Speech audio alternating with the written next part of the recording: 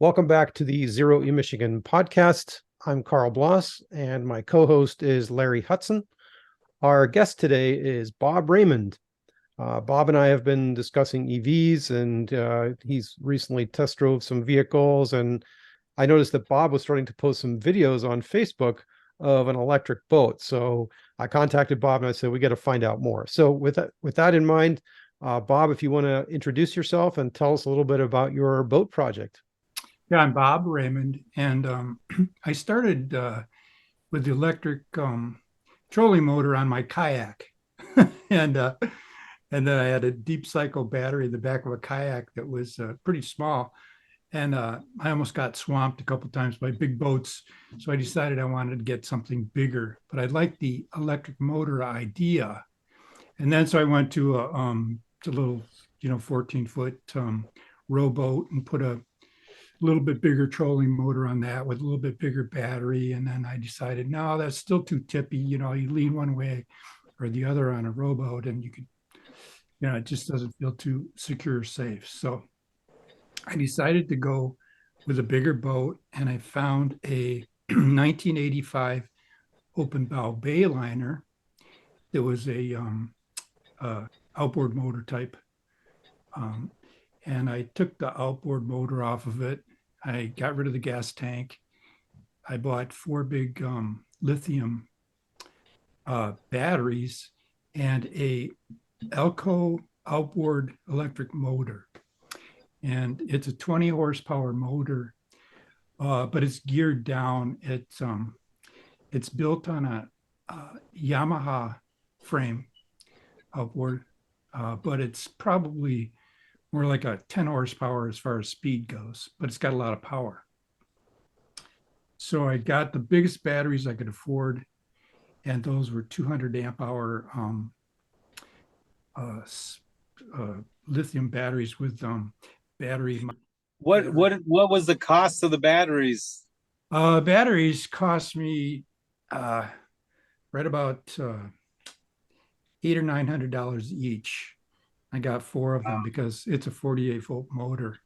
And I was going to say, so 200 amp hour, and at what voltage? So kind of, At I always 48, like to at figure out 12 volt. like how many kilowatt hours Yeah, overall. right. So they're 12 volt, 200 amp hour batteries.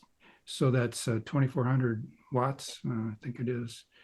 Um, and then four of them is 9,600, 9,600 Watt hour. So watts. it's 9.6 kilowatt hours, almost 10 kilowatt hours is what Yep. I'm thinking. Yep. And these are the lithium plus.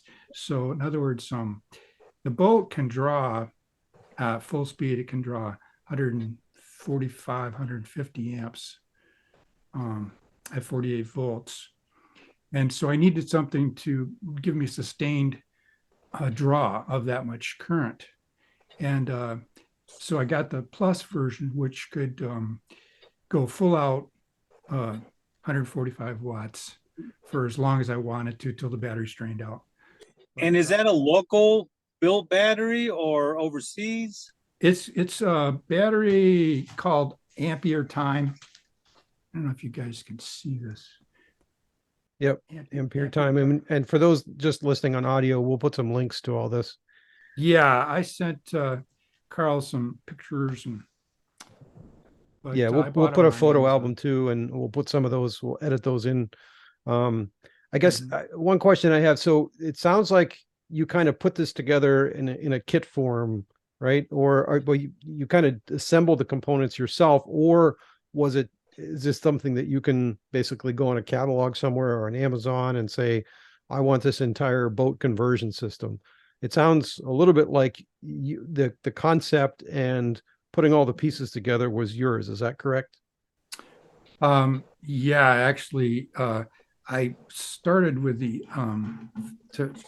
I started with the boat idea, and then I knew what I needed to do, but I first of all found a motor that could push that big boat, and mostly against the current in the White River, I needed to be able to come back in the channel.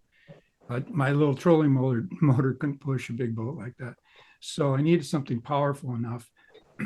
And then I found out that I needed a certain amount of current. And so I went shopping for the batteries. And then I found that I needed a electronic throttle to control the motor remotely. And then I got did some research and found that. So I found the bits and pieces I needed. And I also needed a voltage meter to monitor my batteries. So I know how much fuel I had and when to turn back Right. on a trip. So I had to put those basic 4 pieces together. Okay. And then beyond that, you have to have some kind of a charging system. Yeah. And Another so, part, yeah. so tell us how that works. Is it,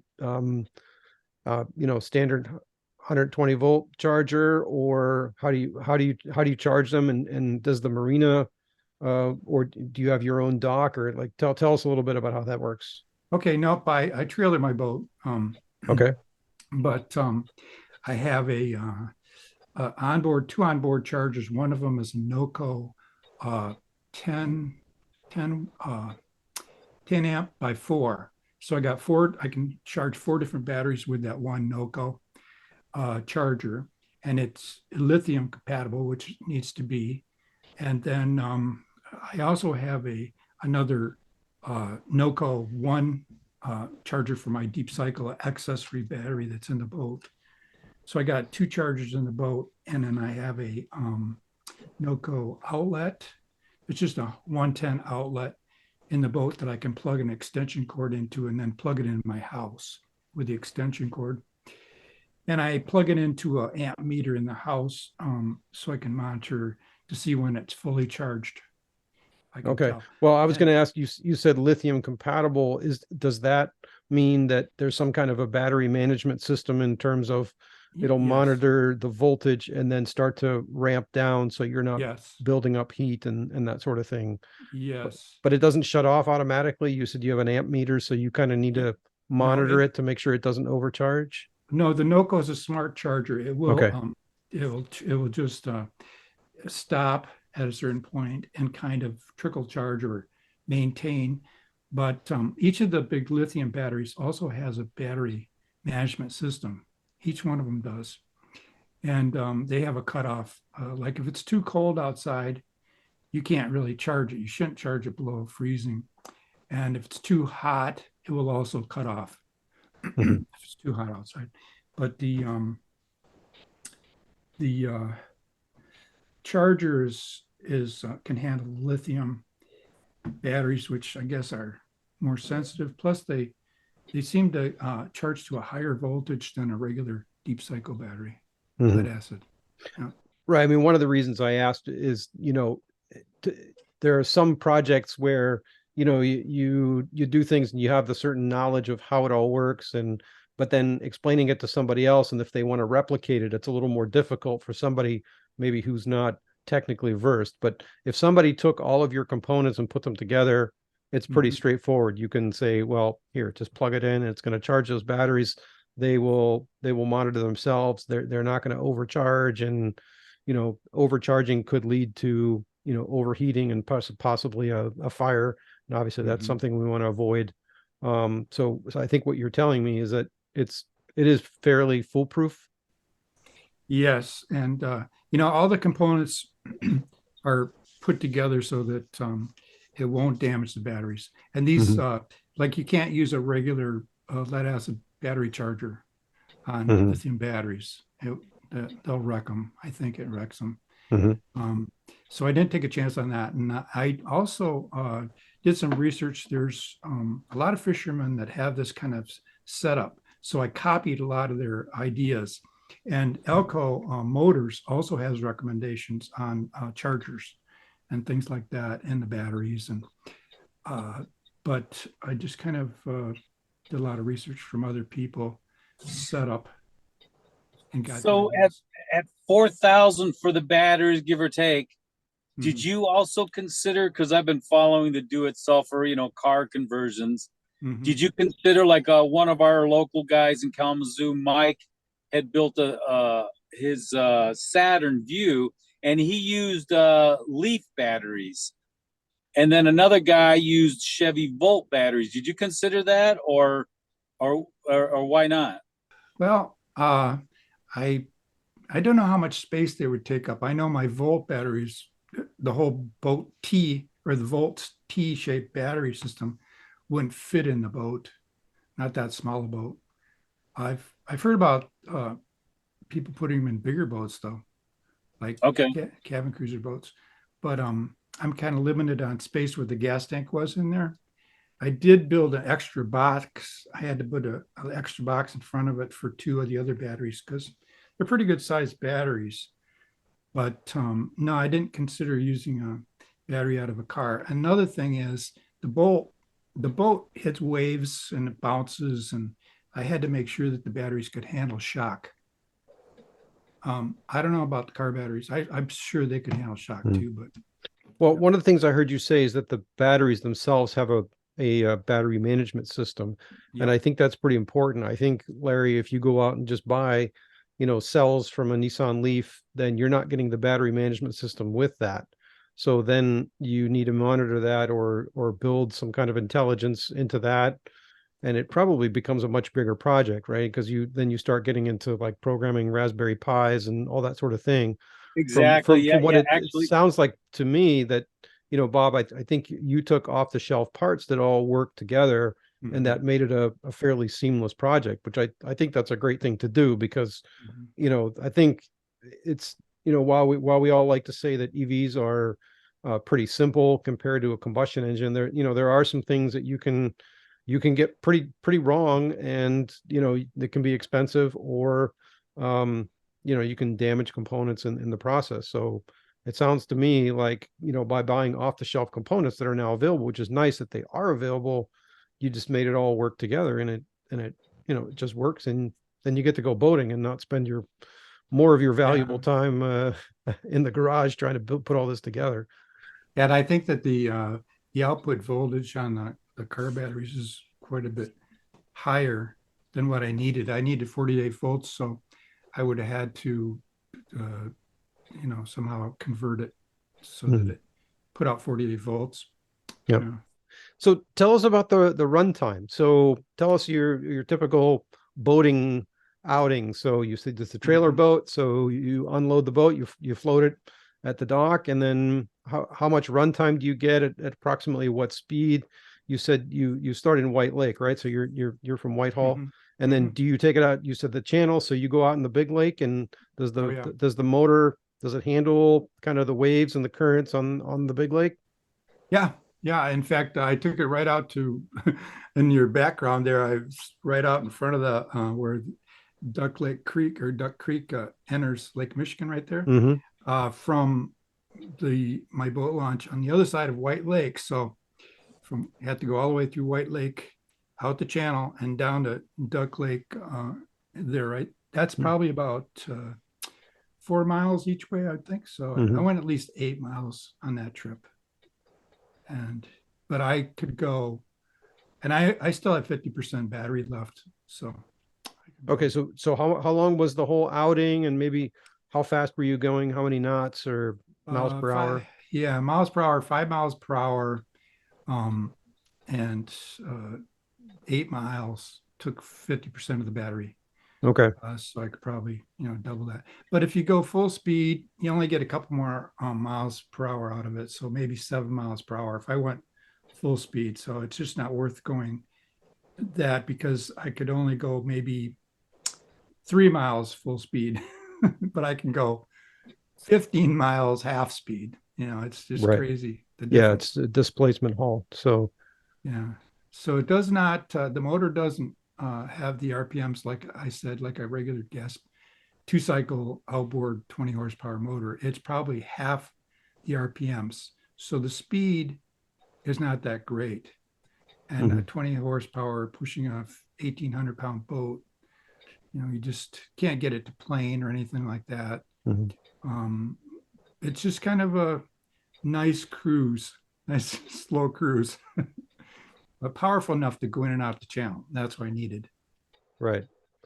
So what do you figure if you were to do a similar excursion on a gas boat, how much fuel would you be using? How much fuel would you be using? And like, is there like maybe a a savings that you could think about. So if you have a 10 kilowatt hour battery and you're paying, I don't know, what, 15 cents per kilowatt hour. So your full charge is what, $1.50? That sound about right? Yeah, probably. So I'm just trying to think if you And made a I've never similar used a excursion on a full gas charge. boat. What's that? I've never even used a full charge. I've never drained the battery that far. Yeah. No, I think where I'm trying to get to is, Yeah. you know, like with EVs tend to be very efficient compared to gas vehicles. Yeah, I So would say. like what did you typically burn in gas before you got into the, or did you actually ever have a gas boat? Oh yeah, yeah. I had a cuddy cabin boat that had like a 300 horsepower motor on it or something, and that was ridiculous on gas. And you never drive that slow. When you got a faster boat, a bigger boat, you're cruising. You're using a lot of gas. But I imagine if that was gas powered, because it seems like boats are a lot, you know what I mean? They're like a big block, something getting 6 miles a gallon. So you probably would almost spend less. $10 in fuel in the same trip in that same size boat. Oh yes, I would say in my other boat, my cabin, my cuddy cabin, I probably got like 2 or 3 miles per gallon. Right. So yeah. There's a couple out that converted their sailboat, and I guess the technology's really gotten, even the prop has like little gears in it, and so it like shoots out so that it has power, but then the minute they get wind to sail, then the prop like folds up. Yeah. It's pretty cool. So there's some tech out there for the boats. Yeah. And I mean, is there any possibility for any kind of regen? I mean, if you're just kind of like floating out there, could you essentially just anchor out there if you're fishing or just hanging out where you could actually regenerate? Yeah, not with my system, but I know sailboats have little wind generators on them. Wind generators. I guess I was thinking like the props. But they all know, you're right, Carl. You're right. They do have the ability where the prop twists and will regen if they got a good wind going. Yeah. Oh, they just stick the prop back in the water or it's in the water already. Yeah, because I mean, an electric motor. It just morphs in the different angles so that it can regen or just coast depending on the wind strength. Mm-hmm. Yeah. And then the other question I was going to ask, have you considered putting solar on it? Because I know, boats typically have a cover of some kind. So could you replace the bimini with a couple of solar panels? Are you thinking about anything like that? Because I was really thinking about something like that when I was looking at bigger boats. Like I was looking at a Bayliner Trophy, which kind of has a center cabin console, and I could have, and it's got a hard roof right there. I could have put one solar panel or 2 solar panels on top of that, but then I would have had to go with a bigger motor, and then I'm talking about a 96-volt motor, and it's just got to have how many batteries for that? But wait, why would the motor be bigger? Because all I'm talking about is just to trickle charge the batteries while you're out there. To have a boat that could support solar panels, rigid solar panels like that. Yeah, you'd have to have a bigger boat, and then you'd have to have a bigger motor. Like this boat that I have is only 16 feet long, and it's open bow. I could have a hard top bimini or something like that I maybe could have a solar panel on, but that's kind of a lot of, I don't know. Okay. I'm just thinking there's a guy in our EV community, Brad Callio. So he and his buddy Eric, they do these solar conversion projects of like golf carts, and I know that they've done pontoon boats. So I was just thinking there's probably some technology out there, but I think you answered the question that for the size boat that you have, it just doesn't really make sense. But I do know that they also have flexible solar panels for what that's worth. True. The couple that we on, Devin and Gail, that have a solar electric trailer, and they mounted these flexible solar panels on an A-Liner Scout trailer that they pull behind their Bolt EV. And of course, it's not intended to power their vehicle. It's intended to power their camping batteries and things like that. And maybe, you know, I haven't obviously done the math, but and maybe it's not worth it. But you know, I'm always thinking you're out there on the lake and you know you ran your battery dry and well, if you got some sun, you could maybe trickle charge it enough to get you back home. But Well, sounds like you're more careful than that. the pontoon boat would be the platform.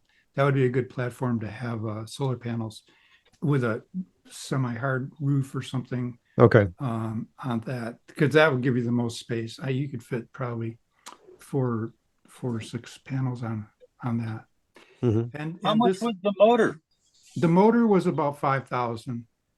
Yep. Okay, so it's still competitive or with the gas motors then? Yeah, it's about I priced the 20 horsepower Yamaha that this one is stuck inside of, and it was only about 3,000. So it's you know more expensive.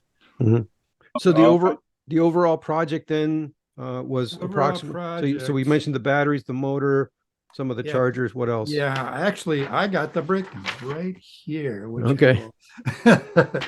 Okay, I spent. I got the boat, which the motor didn't work on it, but the boat was in good shape. I got that for $1,200 for the trailer, which was a pretty good deal. I spent $5,088 on 4 lithium batteries. I spent $5,400 on the 20 horsepower electric outboard. I spent $400 on the 4-channel charger, and another $80 on the 1-channel charger. And then for the electronic throttle, that was kind of pricey too. That was Yeah, just ballpark. I was just curious. $400 for that. So So I ballpark, think did I hear? 13,300 bucks altogether. Okay, 13 and change. Yep. Okay. Yeah. And would you do it again? Oh yeah, because the batteries are good for 10,000 charges, and you know it's just nice the way I got it set up. I just take it out. I can go all day on it pretty much, and then plug it in, and it's ready next day. Takes Yeah, about and it's Yeah, super you're not quiet. hauling those gas tanks around. no smelly gas, no Yeah. burning oil or anything like that. I just got to change the outdrive gear, or the lower unit gear stuff once a year. That's it. Yeah. Well, one of the things I noticed with riding an electric motorcycle is that because it's so quiet, I tend to see a lot more wildlife that's not running away from me. Do you Exactly. find that too? Just kind of getting out there early in the morning yeah. and it's Yeah. super quiet. I love to go on Duck Lake. Duck Lake's a nice little lake if you've been out there. A lot of kayakers like that lake because you can see a lot of turtles on logs around the shoreline, and I'm so quiet. I don't bother the great blue heron. They just don't fly away. Mhm. And the turtles don't fall off the logs and stuff like that. It's amazing. Wow. Yeah, it's amazing. It's really quiet. And are you fishing too? No, I don't fish. I just go out. Sometimes I crank up my stereo and just kind of throw anchor down, kick back, and relax. I love it out there. Yeah, as you can see, Carl's background, it's really beautiful. Yeah, So I put the Duck Lake channel. Again, for me, I'm a motorcyclist. I'm not a boater, but I knew you were from Whitehall, so I put that in the background because it's that area. It's the big lake is beautiful. Now, have you had it out in like big waves on the big lake, or do you just like avoid that? It's just if it's 1 foot waves, it's no problem.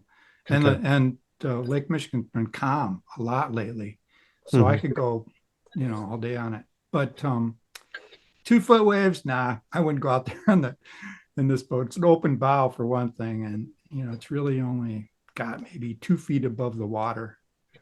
So that's more of an issue of the boat, not as far as having enough power to get where you need to go. Yeah. It's got enough power, Mhm. but it's not a big enough boat.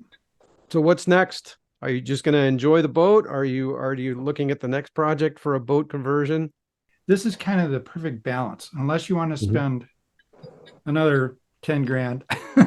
And then you'd have to, it really, you're still not going to get that much speed out of the electric outboards yet. Elco does make a 50 horsepower electric outboard that's 96 volt. And they put it on I think it was about a 16-foot fishing boat and got it up to 25 miles an hour, which is pretty fast with Mhm. electric motor. But it's never going to be a speed boat that you can pull skiers with or anything like that. It's just going to be a cruising boat Mhm. if you like to go. Right. But you got your niche and you're enjoying it. I do. It's perfect. I had the speedboat. I had the cabin, the cuddy cabin boats and things like that. But I really enjoy this. Mhm. So Really cool. yeah, Thanks so for sharing with us. I only got one more question for you, and that's when do we get a ride? So Anytime you want. Anytime you want. Hey, I'm retired. I feel like we got a video coming on here. We should we should go out with you sometime and check it out, and Oh, maybe That would be cool. Yeah. maybe go over some of the components and Yeah. nerd out on that a little bit. Yeah, I did. My wife made me a nice little flag. I call it my electric star, not with E, just Lectric star. Mhm. Her name's Star, so it's my electric star. She made me a flag that I put on the anchor light, and then the side of it normally says bay liner. Well, I kind of covered up the bay part, and I put a big E on there, so it's E liner. All right. Well, thanks, Bob. Appreciate you taking the time to tell us about your boat. We'll get together with you and figure out a time to get a ride. To get a cruise, sure. If you enjoyed or learned from this episode of Zero E Michigan, please subscribe to us on your favorite podcast platform. Visit our YouTube channel for other related videos at youtube.com/@0E-Michigan.